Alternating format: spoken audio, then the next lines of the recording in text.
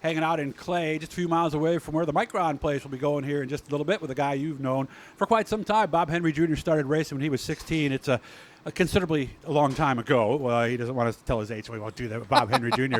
working on some headers and exhaust systems here. Look for another one we're going to have later to get you ready for the show at the fairgrounds, the parts auction and all that stuff that Jeremy does. That's coming up. He will be there, of course, with his business. First of all, how are we doing today? Good, not bad. Yourself? Good, good. Tell me it was well, what kind of season was it? First of all, it wasn't much of a season because you didn't get out much, right? No, it wasn't much of a season. We at the time, I was still working full-time and doing the business, and I didn't have much time, and we got a car that was new to us, and by the time we got it together and got a new engine and all that, the season was pretty much over. We started in late August and went out the first couple of times and had some steering box issues, and by the time we ended up with our third steering box, we got that straightened around and went to a few races, had some speed at times, but just didn't have much luck.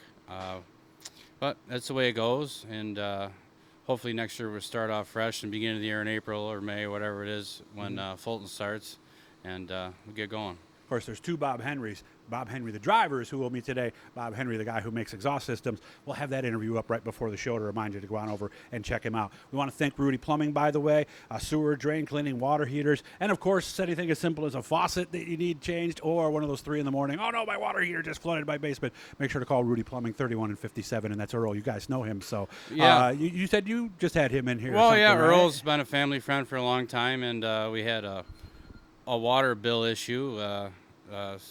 Make a long story short, Earl got it all straightened around, and if there's anything plumbing, Earl's the man for sure. Yeah, my dad always said there's 3 people you need to know: a mechanic, a butcher, and a plumber. I think that's pretty much about it, isn't it? Yeah. So you told me you did have some good runs when you were out there at times, though.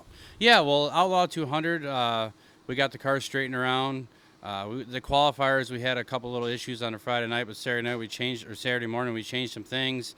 And we were really quick in the heat race. First corner got smashed out of the way and lost a bunch of spots, and we were able to get back in the qualifying position through the heat race, which put us 30th on the grid. And we were 13th in 22 laps or something. The car was rolling, and we passed some really fast cars to finish in the top 5. You're not saying that you would have stayed that consistently for 200 laps, but it was definitely, the car was fast. And the left side sail panel, the rivets pulled out of it, somehow broke. We had bracing on it, but apparently not enough. And I just didn't know what was wrong with the car, and I was just trying to basically just hang on to the lap 100 brake and try to figure out what it was. But in that point, we burned up the brakes in the car trying to you would not believe the difference having that left side sail panel off. Well, what did it do? It just made the car loose, dead loose. Okay. I couldn't drive in the corner like I was. So then you I burned was the brakes trying to brake early. And trying to float. Yeah, trying to ride the brakes to try to keep the thing loaded because I didn't have any quarter entry speed, and I was just trying to float the middle just to kind of bide my time. Then a friend of ours, Brent Joy, let us borrow a sail panel off his car. He wasn't racing, or he didn't finish for the night or whatever, and we couldn't get the brakes, and I ran the last 20, 30 laps with no brakes, and we had a restart, and Amy Holland was in front of me, and she checked up, and I got into her pretty good just because I couldn't slow down, and I didn't think it was worth trying to destroy the car for the second 100, so we parked it, and we wanted to get ready for Oswego. So. No, but I could see that because you're riding the brakes probably almost halfway around the racetrack in reality. What did it do, burn up the master cylinder or something? Well, we burned it up. Yeah, we burned up the brakes. This Fulton can be hard on brakes when you're trying to slow down anyways. Sure.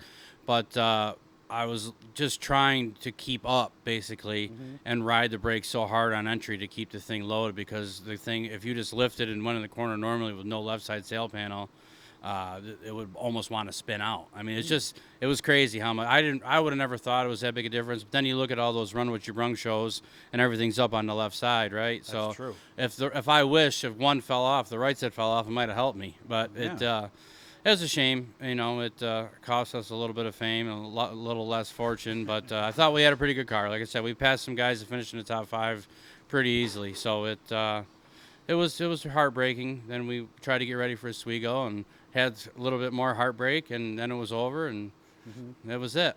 So what was your reaction when you got out of the car at Fulton and saw that was what it was? Yeah, and everybody couldn't believe I couldn't see it. I was like, well, you can't turn around. No, no, with the full containment seats. They said, well, it's flopping around on the deck. I said, well, I didn't see it. I just knew that there's no, your car can fade, but there's no way it was bam. No, it was like a light switch. Yeah. You know what I mean? So I was pretty bummed out. We were all bummed out. It was a long week, don't have the time to do what we used to do, and now we are full time at the shop now, so that helps a little bit. But then you got to have the money to do it too, right? So yeah. But Well, it's the maintenance too. yeah, it's the maintenance. And after like, working in here on stuff, you know, it's because I work here 12 hours a day, so I know. it's you know, it's hard. But like Josh, who works for me, we made somewhat of a plan on some stuff and try to get the whole maintenance program. And I'm not really in the point of being able to hire somebody, maybe a part-time guy. I don't know. We'll figure it out. No, it's tough for businesses like yours, where it's you and maybe 3 people, and then we'll get back to racing, something like that, basically, right? Yeah. Okay. So Super Dirt Week, what went wrong there? Well, I don't know. Car was quick, felt good. Both practice sessions with the small blocks. I was 15th and 17th overall, and it's not like I went out early or whatever. It was just in the middle. I mean, the car felt really good. Mm-hmm. And I went out for time trials, and I don't know if it was the car being on the edge or the guy in front of me. He kind of was out of the groove, putting some dust up, and I lost 7 tenths, and I time trialed like 59th. And then once you time trial that far back, your week's almost over, and the heat races was pretty dusty, if you remember, on that Thursday night. Yeah. And we couldn't see, and there was a car in front of me, I don't know, 6-8 laps in, and I ended up chipping the wall. And then I ran for 3-4 laps with no left front. Then once we had a caution, because with no left front, the car gets pretty tight. And once we had a caution, we came in and changed it. There was 8 laps to go, and I went back to however many cars were in the heat race, 24 or 5, and I got back to 14th. So I passed 12 cars in 8 laps. So when I found something, the car was going pretty good. Then it was a totally different racetrack for the Consi, or last chance qualifier they call them now. Right. The fancy name. It's still a Consi to me. So It's true. It always, yeah. Yeah, I don't know. You gotta, polish. LCQ does kind of sound better, though. It does. It like sounds the more sound of it. professional. Yeah, That's a Consi to me. And we went in the first corner, and the track was hammered down, and we probably just didn't adjust on it. We freed it up a little bit, and probably didn't free it up enough, and got in a little too hot, and there was a little cushion there, and got bouncing a little bit, and a couple cars passed me, and that was it. I mean, basically, if you didn't start in the first row or two of the Consi or LCQ, you weren't qualifying anyways. There you go. So what are we thinking about as we think about next year? You told me you picked up a car that's new to you, or you have a new car ordered? No, we have a new car ordered. It was supposed to be done. Actually, the date I was given was the same weekend of the show, but I'm sure I'll talk to Randy at the show, but I'm sure I'll pick it up that week or something. Okay. After the So show. another Bicknell. Yeah. Brand new? Yeah, brand new Bicknell. That'll be fun, huh? Yeah, just a bare frame. All our running gear is really nice. It doesn't have a lot of time on it. So we're basically putting a new frame under, is what they say, basically, right? Yeah. And I got something that how I wanted it. You know what I mean? So it's been a while since I had an actual new car, not new to me. Yeah, so, right. And I want to give myself a fair chance here. And if you want to race with these guys, you got to have the stuff. So. You do.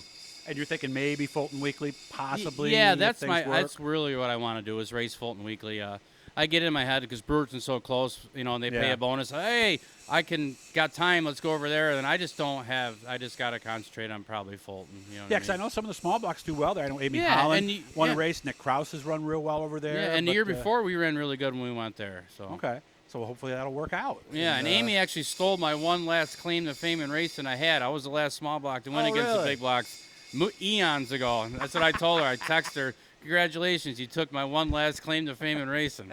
Well, then maybe next year, you'll just win a bunch at Fulton. And I don't know. I would like to just win one. How about that? There you go. So come back. We're going to have another one with Bob Henry Jr. right before the Northeast Racers Auction and Trade Show to remind you to stop by. I'm sure you'll have some show deals, so we'll find out about that. In the next interview, I'm going to air that one in about a week and a half, so make sure to come back for that. Thanks for having me out, Bob. I appreciate it, man. Absolutely, all the time, man. Remember, subscribe, turn the notifications on. Hit the PayPal if you want, paypal.me/Doug Elkins Race. And we were down for 4 months, so we could use anything you guys could get for us.